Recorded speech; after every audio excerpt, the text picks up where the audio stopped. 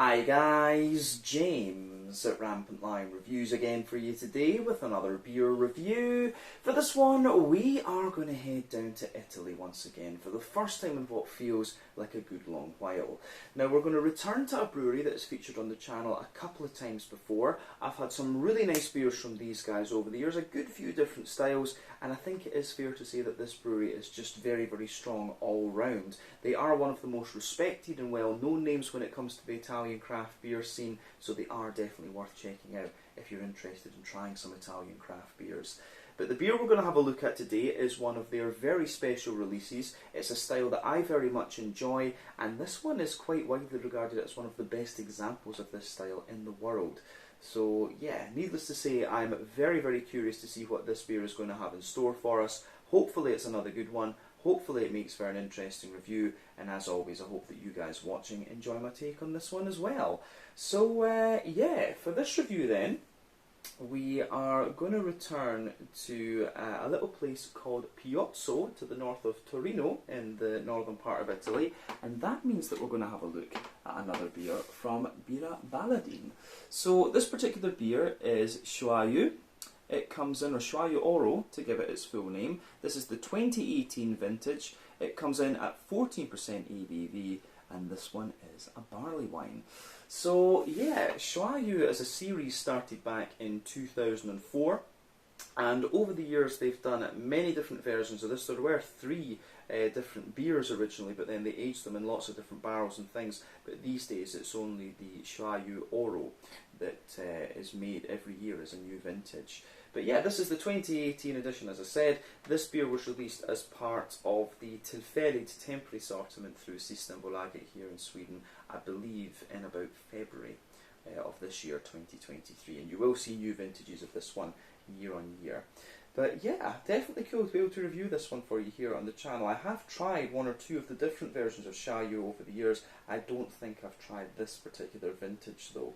But yeah, let's crack on and see what this beer is going to have in store for us. So, as always with my reviews then, I'll tell you a little bit about the brewery before we taste the beer. If you want to get straight to the tasting though, just fast forward. All the usual links can be found in the video description below. That's the brewery website, the link to my other reviews that I've done from Birra Baladin before, and we will no doubt add more to that list in the near future. But there's all the usual social media down there. If you want to see more reviews, do please consider subscribing to the channel. The support you give is massively appreciated, and remember you can go into the channel homepage and search for beer based on the geography tagging system. So just go into the homepage. Use the search bar, put in your hometown, state, county, province, prefecture, whatever you like, and if I've reviewed beers from that area they will pop up. Failing that though, you can check out the playlist of beers from different countries. You'll find this one in the Italian playlist along with many other things, and we will add to that playlist whenever we get the opportunity. But yeah, let's go on to my brewery notes then, and I'll tell you a little bit about Birra Baladin once again. So, as I've mentioned to you already, Birra Baladin are based in the little village of Piozzo near Torino in northern Italy, and the company was founded by Teo Musso, who is a native of the village, and originally they started out as a cafe and bar back in 1986. They were selling many different beers, but then in 1996 they started to brew for themselves. So the original brew pub is located right across from the town hall, and it takes its name from the French word baladin, which refers to a travelling minstrel, and this name was chosen because the people of the village are quite well known for moving around, mainly between Italy and France. But the main brew operations now take place on an old farm premises called Coda, and apparently this farm was damaged during a flood in 1994, but Teo bought the land and restored the buildings to now house a brewery, which they hope will, when they reach capacity, produce around 45,000 hectolitres of beer per year, and I think the aim was to actually meet that by 2020. Whether they did manage to do that, I'm not 100% sure. Of course, that was the year that we were hit with the COVID pandemic. But they also produce bread and other things, and they've got a public space there that opened in early 2017. They've got various bars and restaurants and cafes in Italy and other places. There's ones in Bologna, Roma, Torino, Milano, and they've also got one in Torino Turin Airport as well. They've got a few small brew pubs in Roma and New York, and also some hotels and resorts too, which I thought was quite interesting to see. So there's the Cala Basadin in Piozzo, Baladin Zanzibar in Tanzania, down in Africa. Riyad Baladin in Xyauyù in Morocco, if I'm pronouncing that correctly, probably not. And they've also got the Italian Alley in Camden Village in London, which is supposed to be quite nice. But in addition to beer, they also produce some soft drinks, cider, spirits, and they've got their own distribution company as well, which is called Selezione Baladin. But Teo Musso is also now the chairman of the Italian Beer Confederation, and as of May 2023, when I'm filming this review for you, Birra Baladin have produced 131 different kinds of beer, according to Untappd. But yeah, that's a very brief summary of Birra Baladin's history. It's been very, very impressive, and as I said to you, these guys are one of the really well-known names when it comes to Italian craft beer. So yeah, I think if you want to learn a little bit more about these guys, you can check out the brewery website. You can follow them on Facebook and Instagram to keep up to date with all the latest goings on, and you can check out the Rate Beer, Untappd and Beer Advocate pages to learn a little bit more about all the different beers that these guys have done. So yeah, that's it. So definitely cool to get this beer up here in Sweden, of course. And if memory serves me correctly, I think this one was a little bit more expensive. This was another one of my kind of fuck it, why not moments. So I think I paid about 320 Swedish krona for this one. So that translates to roughly about 32 euros, somewhere in the region of like £30 sterling then, I guess, and maybe about 33, $34 American, something like that. But yeah, to try one of the best barley wines of the world, you know, it was one of these occasions where I just wanted to say, fuck it, why not? But yeah, I'll just let you have a wee look at this one. You can see it's come in this lovely little barrel, of course. I maybe need to think about keeping this, but you can see it's nice. It also has Teo's signature on the back. I'm not sure how well you can see that, but it says here, Xyauyù is the result of Teo's wish to experiment. It's a living, top-fermented beer which, after being exposed to the air of the Lanke area and resting for a long period of time, becomes a new and unique product. When poured, it has no head, no gas. It has a clear, full amber brownish colour with copper reflections.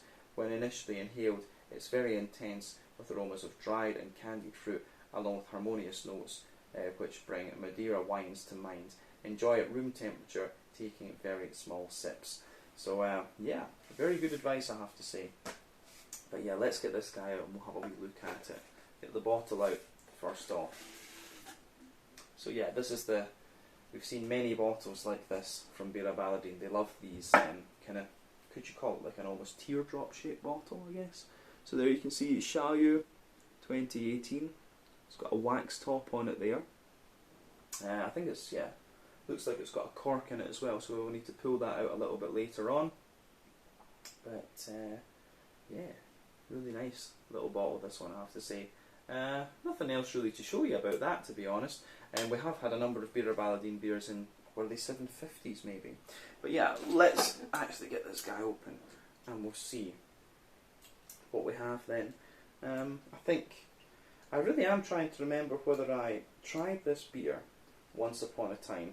I've certainly had one of the Xyauyus before, but I don't think this particular vintage, if memory serves me correctly. But yeah.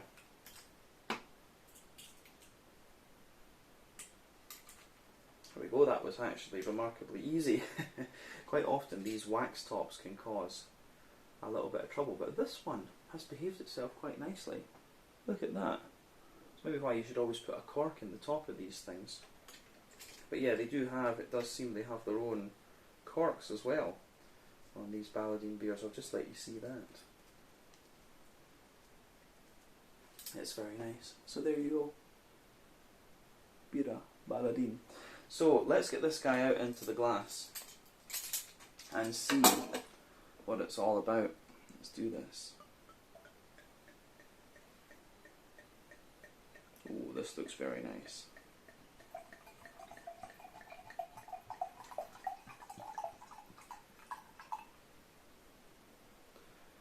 I'm just going to say the whiff that I got of it as we opened it up was absolutely awesome. So yeah, this is going to be an absolute monster to drink this thing.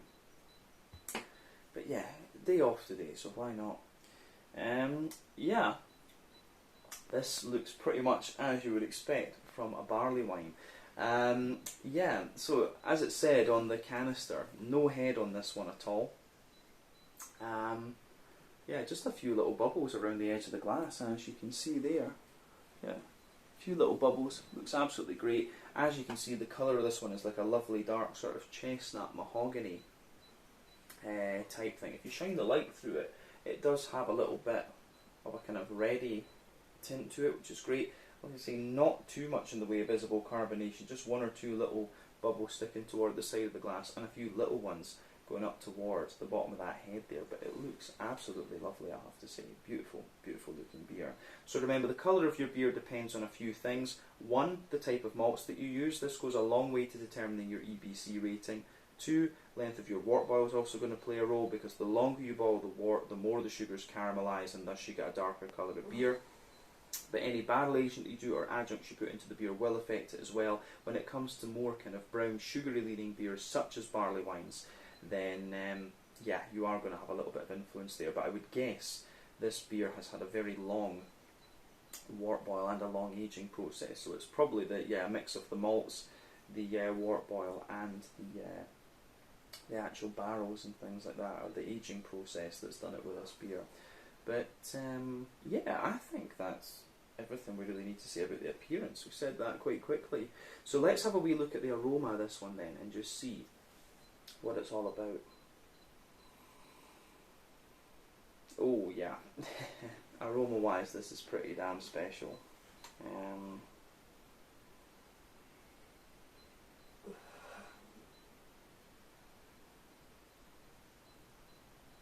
Yeah, aroma wise this one, it's pretty there's a lot you can say about this one. It's got everything you would want from a barley wine. You know, you've got the lovely woody backbone to it, you've got the big brown sugars, you've got the almost cakey notes, the dried fruits, just a little tiny touch of like hoppy character as well. It smells absolutely lovely, this one. Yeah, as I always say, take a bit of time to enjoy the aroma of the beers before you get stuck into them, but this one just smells absolutely lovely. Let's break this down and just describe it for you a bit more in depth. So, the backbone of this beer, you've got a lovely little bit of you just have this kind of nice woody, smooth, woody backbone to it, but the more you smell of this beer, the more you get a lot of the dry characteristics out of it, so you can smell, I don't know if it's quite oaky, it smells like a kind of slightly sweet oak, or almost like brandy or something like this. It's like a brandy barrel, so you can smell that in there, or maybe a sherry or port barrel, something like this.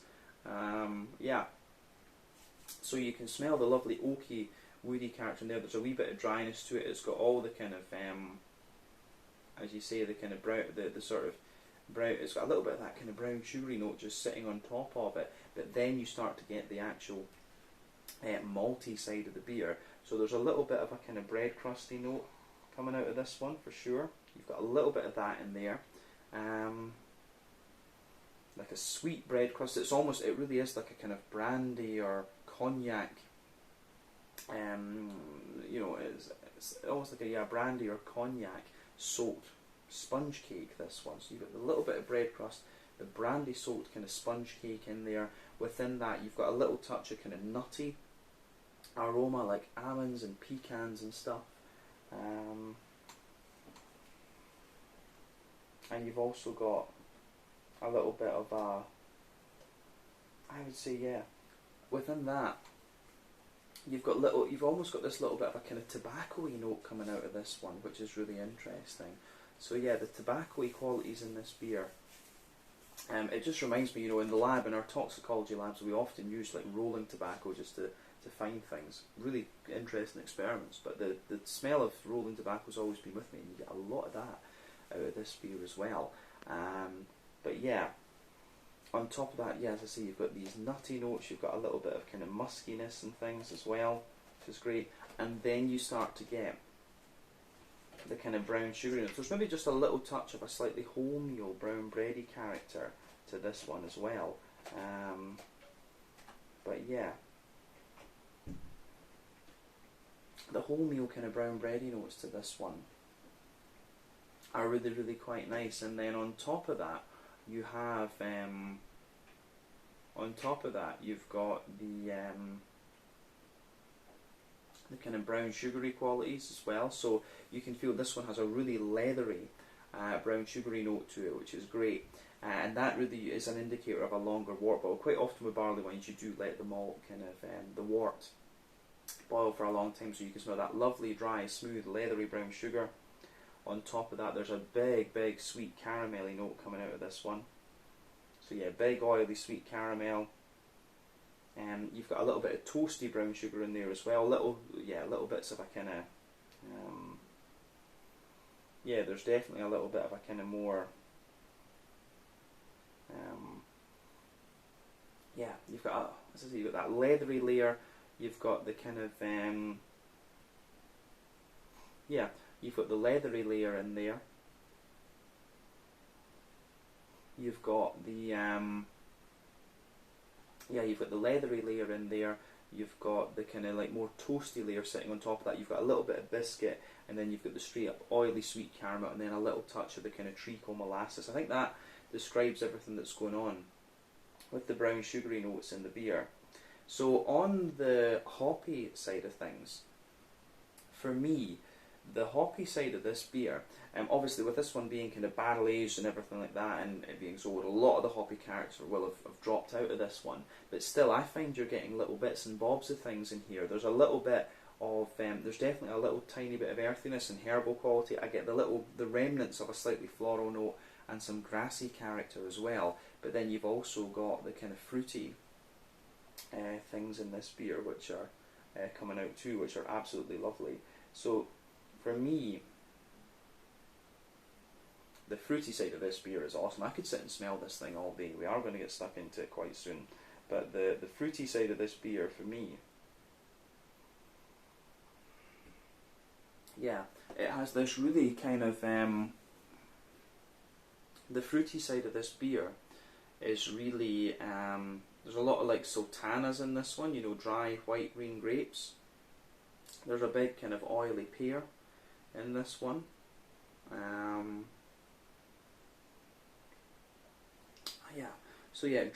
Dry sultanas, oily pears. There's a little bit of a kind of, there's a little bit of a raisiny, figgy sort of thing.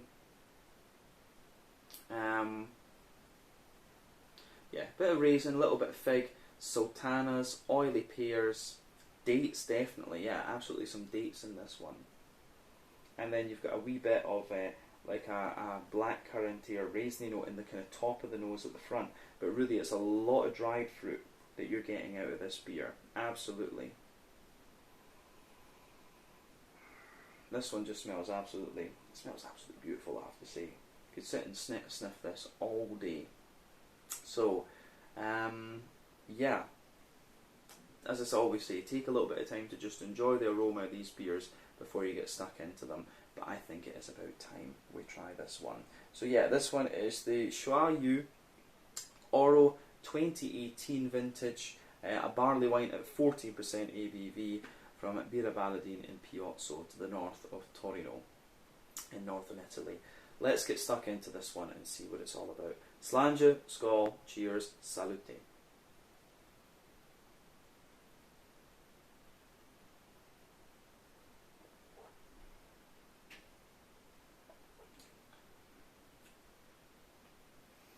Oh yeah. Now, like I said to you at the start of the video, this beer really is, it's regarded by many as the best barley wine in the world. And see, when you take your first sip of this, you can see why. You really can. This thing is ridiculous. It was a little bit more expensive to buy. It was one of my, fuck it, why not moments, but I do not regret it in the slightest. Absolutely not. This is a beautiful, beautiful beer.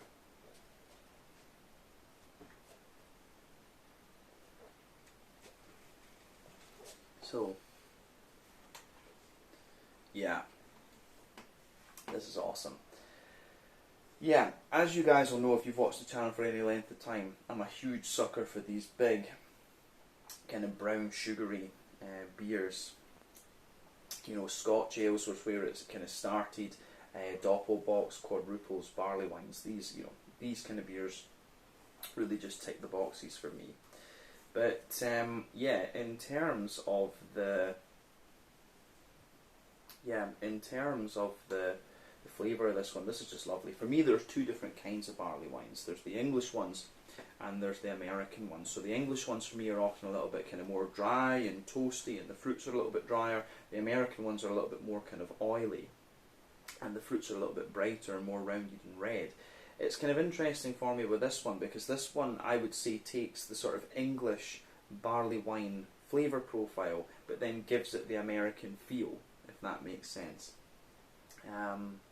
This is lovely. So let's just try and break this beer down and describe it for you in depth. But it's got everything you want. The kind of drier brown sugars, the big oily notes to it as well, the sweetness and the fruits. Yeah, just beautiful stuff, this one. So let's break this beer down.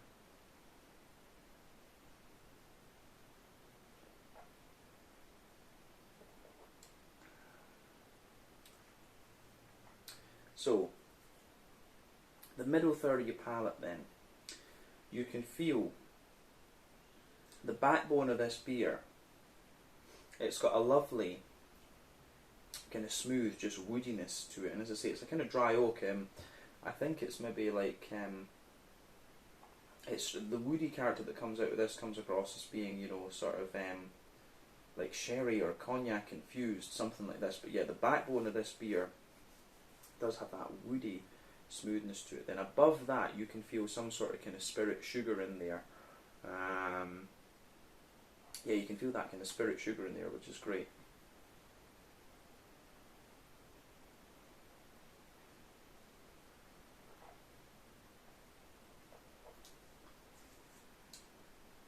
And then above that, you have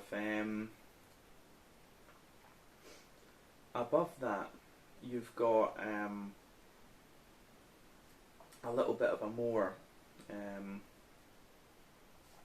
above the kind of spirit brown sugar, you start to get the actual malty side of the beer. So you get the little bit of kind of, it's almost like a little slight touch of bread crust, but it's quite a sweet bread crust. But then you have this almost like brandy soaked kind of sponge cake type flavour that sits there. Within that kind of brandy soaked sponge cake, you start to get a little bit of a kind of, there is a, toward the front of that middle third of your palate, you start to get like a little touch of nuttiness out of this one. And it's, I don't really eat nuts, so it's kind of hard to place, but it's, you know, like pecans or almonds or something like that.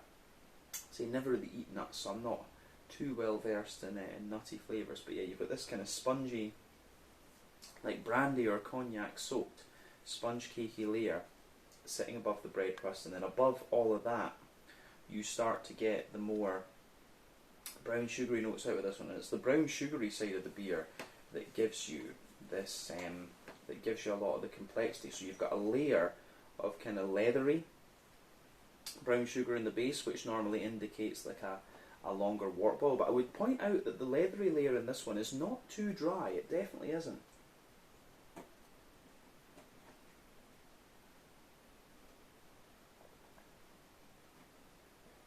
And then yeah, above the leathery brown layer, above the leathery kind of brown layer, brown sugary layer, you start to get the sweeter caramel. Though in fairness, there might be a very slightly toasty caramel, toasty and crisp caramel layer. Then you've got the more oily caramel, but in the dead centre of your palate, you can feel there's that big, sweet treacle molasses type thing coming out of the beer. Yeah, and that of course is covering the alcohol at 14% ABV. This one covers its alcohol quite well, apart from the first sip. Like when you take this beer in, pardon me, you will get a little bit of a more, you do get a little bit of alcohol burn kind of down the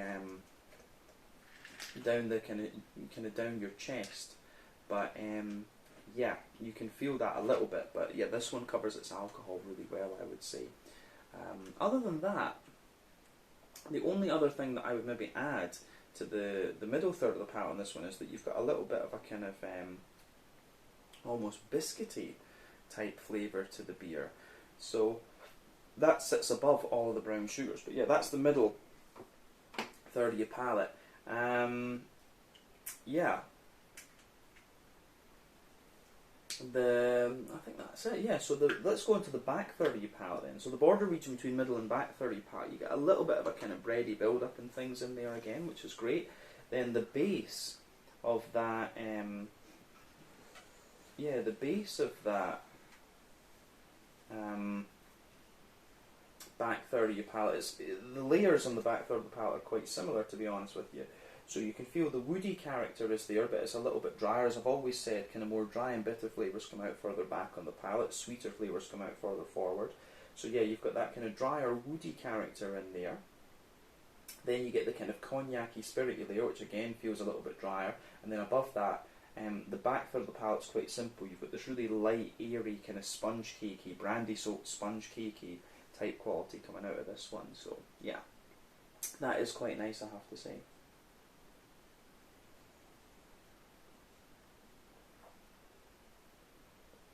Yeah, so the way that goes together is quite nice. You can feel that just that brandy soaked thing there, and that lingers into the aftertaste. And then above that, yeah, above the kind of the cakey there, you do get a little bit of an it's almost like a kind of slightly, it's got a little bit of a kind of spicy note to it there. There's a little bit of a kind of, it's almost like a spicy cake edge, if that makes sense. Like a little bit of that spicy stuff that gets stuck to the baking tray. You can kind of feel that there. But then above everything else, you start to get some of the yeasty notes out of the beer. And it's like it's like an oily, dense, brown bready character kind of wrapped in honeycomb. I always get honeycomb on the back third of the palate for some reason. You know, different people perceive different flavours in different ways. This is just one thing you need to kind of get with them on the reality of things. But yeah, you can definitely feel that the back third of the palate, the flavour is taller. Then as you come further forward into the middle third of your palate, the flavour just condenses down and squashes together that little bit more. So yeah, the way that goes together, I think, is really, really nice. But I think we've covered the malty and yeasty side of the beer now. Let's go on to the hoppy and, pardon me, fruity side of things. So as I said earlier, because of the age of this beer, a lot of the hoppy character will have dropped out of this one basically. But yeah, you can still get the remnants of some hoppy character in this one. Like in the back corners of the palate, there's a little bit of earthiness in there. You've got a little bit of herbal character, and as you push further forward along the kind of sides of your tongue, you've got a nice little bit of floral aromaticity in there. And you can feel there's a little touch of spiciness as well. And then round the front curve of the tongue, it's just, the beer's just a little bit lighter and more grassy.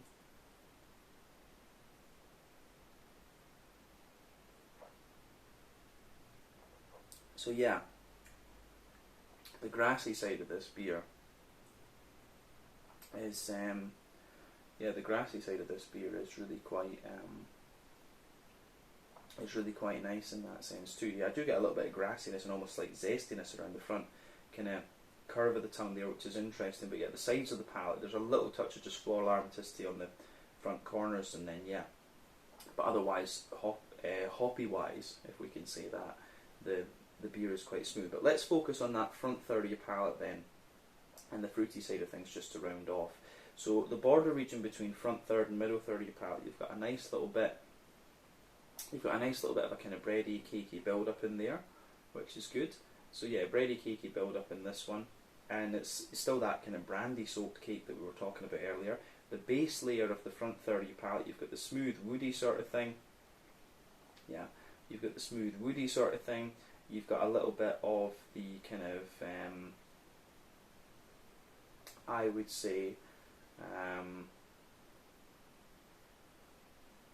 do we say? Yeah, you've got a little bit of the kind of, you have a little bit of that kind of sponge cakey note there as well. But then above that, you get the nice oily bubble where the juicy fruity esters just roll their way out of the beer. So let's have a wee look at that.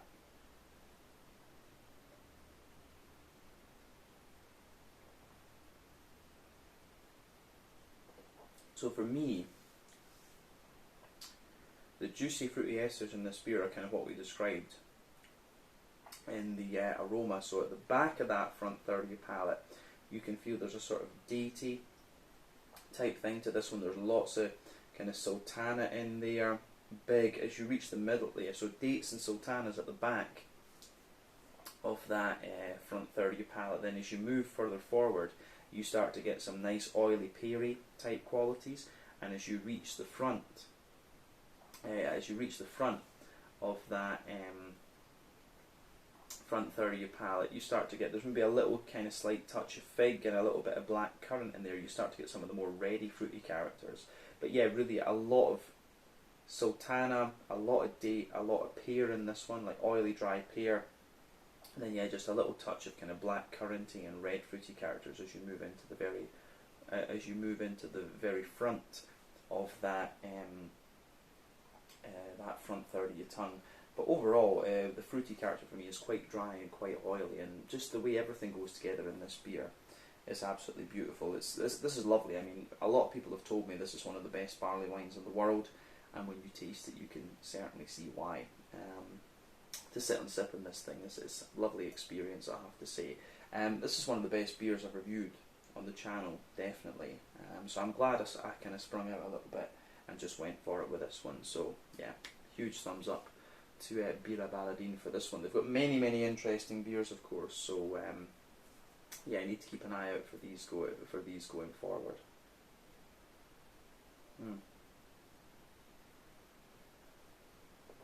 So,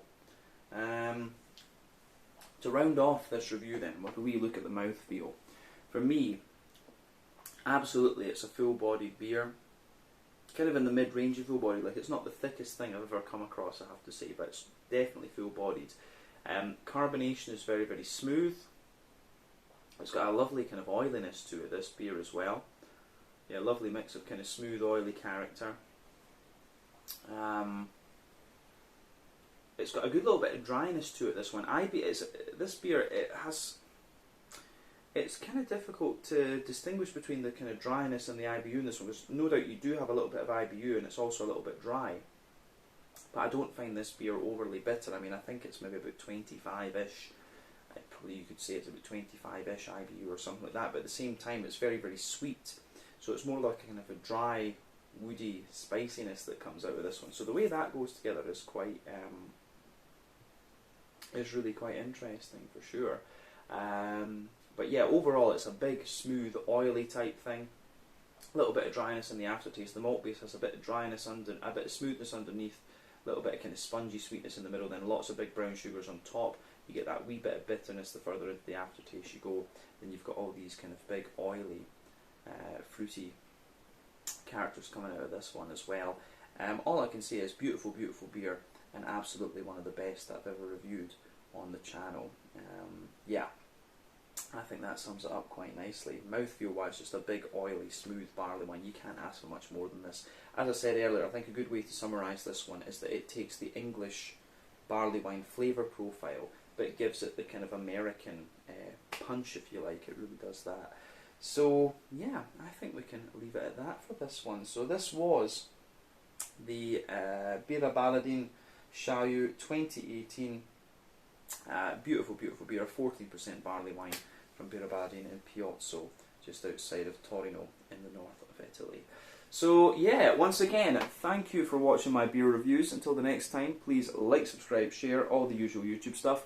Let me know your own thoughts on this one in the comment section below. Let me know what your favourite beers are from Birra Baladin as well, and we will no doubt return to these guys again at some point in the fairly near future. But I would highly recommend that you kind of sprig out and get this beer if you get the chance. It will be a little bit more expensive, but it's absolutely worth it. You know, share it with a few friends, have a nice time. So that's what I'm going to do now. Share it with a friend, and I'll see you guys in the next review. Check out my social media, check out Birra Baladin's social media, and I'll see you soon. Xyauyù 2018, beautiful, beautiful barley wine. Sláinte, Scott, cheers, and salute.